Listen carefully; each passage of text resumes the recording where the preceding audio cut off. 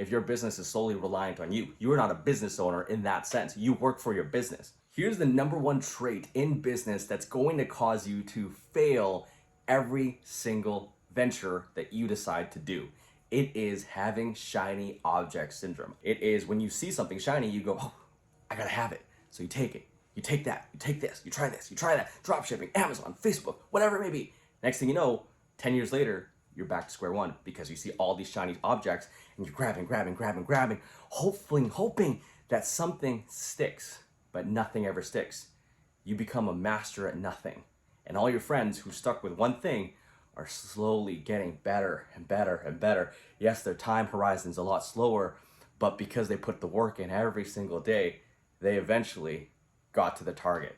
Just like in fitness, if you're trying keto, you're trying vegetables, you're trying this, you're trying that, you're trying everything that you see on the internet to lose weight, but your friend has one regimen that they follow religiously for 5 years. Over that 5-year time horizon, in 5 years, if your friend has done the work every single day, done everything needed in the program for 5 years, and you try all these sporadic programs, genetically speaking, unless you have some sort of magical genetics, your friend is going to be better looking than you, more fit than you, and in a better mindset than you, because fitness is also your mental. But anyways, we'll go through that in another video. But that's the same thing with business.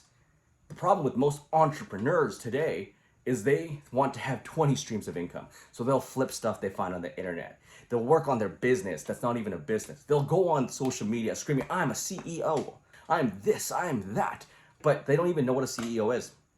They don't know what a CFO is. They know what the letters mean, but they don't know what it means to be a CEO. They don't have any employees on their payroll. How can you be a boss if you do not employ people making 6 figures, 7 figures? How can you say that you are a CEO, you're a badass CEO, if you have no one on your payroll? It's just you. How can you say that you are a business owner if your business is solely reliant on you? You are not a business owner in that sense. You work for your business. So you just bought yourself a job for the most part, right? You don't have to report to anyone, but guess what? People that are working jobs probably have it significantly easier and make more money than you.